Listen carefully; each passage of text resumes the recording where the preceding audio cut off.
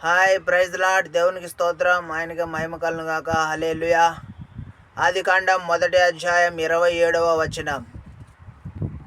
అదేదనగా, దేవుడు తన స్వరూపమందు నరుని సృజించెను, దేవుని స్వరూపమందు వారిని సృజించెను, స్త్రీనిగాను పురుషునిగాను వారిని సృజించెను.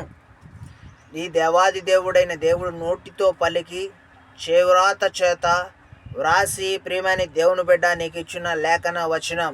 ఇందును బట్టి దేవాది దేవునికి స్తుతి ఘనత మహిమ కలుగునుగాక. ఆమె మరి live living heart broken bread pieces number 27. దేవుడిచ్చిన ఈ మంచి వచనంను బట్టి, ఆహారంను బట్టి దేవునికి స్తుతి ఘనత మహిమ కలుగునుగాక. ఆమెన్.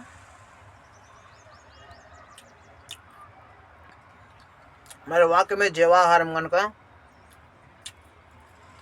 ఈ వచనం మనం తెలియజేస్తుంది ఏమనగా, దేవుడు తన స్వరూపమందు నరుని సృజించాడు.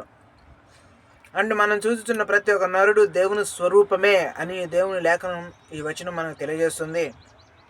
అంత మాత్రమే కాదు, నరుని కాదు, ఆ నరుని ఎలా చేశాడంటే ఒక స్త్రీనిగా చేశాడు, ఒక పురుషునిగా చేశాడు. అంటే చరి సమానంగా చేశాడు దేవుడు. అందును బట్టి దేవాదేవునికి స్తోత్రం కలుగునుగాక. స్త్రీనిగా చేసిన వాడు దేవుడే అని ఈ లేఖన వచనం తెలియజేస్తుంది. పురుషునిగా చేసింది కూడా దేవుడే అని ఈ లేఖన వచనం తెలియజేస్తున్నది. మొత్తానికి ఇద్దరిని తన పోలిక చొప్పున దేవుడు సృజించాడు. తనకిష్టానుసారంగా తనకున్నటువంటి సమస్తమైనటువంటి ఆధిపత్యాన్ని నరులకి ఇద్దాం. తన నోటితో పలికి చేసిన ప్రతి సృష్టి పైన అధికారాన్ని ఏలటానికి ఇదిగో నా ప్రియమైన బిడ్డల్ని నా పోలుకు చొప్పున స్త్రీనిగాను పురుషునిగాను చేద్దామనుకొని చేశానని 27వ వచనం మనకు తెలియజేయుచున్నది.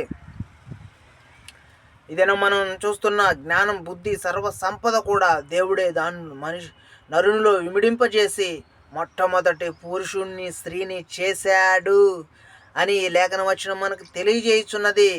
ఈ వాక్యం మనం వినుట ద్వారా, చూచుట ద్వారా, చదువుట ద్వారా, గ్రహించుట ద్వారా, ధ్యానించుట ద్వారా, చదువుట ద్వారా, వ్రాయుట ద్వారా ప్రేమైన దేవుని బిడ్డ నీకు బుద్ధి జ్ఞాన సర్వసంపదలో కలుగును గాక.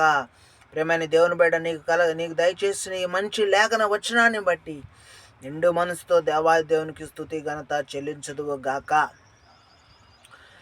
మరి దేవునామానికి స్తోత్రం కలుగునుగాక. ఇటువంటి మంచి వచనాన్ని ప్రేమైన దేవుడు నీకు అందించినందుకు నిత్యము కృతజ్ఞుడవై నీ సృష్టికర్త అయిన దేవుణ్ణి తెలియజేయుచున్నది కనుక దేవుడే స్వయంగా రాసి ప్రేమైన దేవుని బిడ్డ నీకు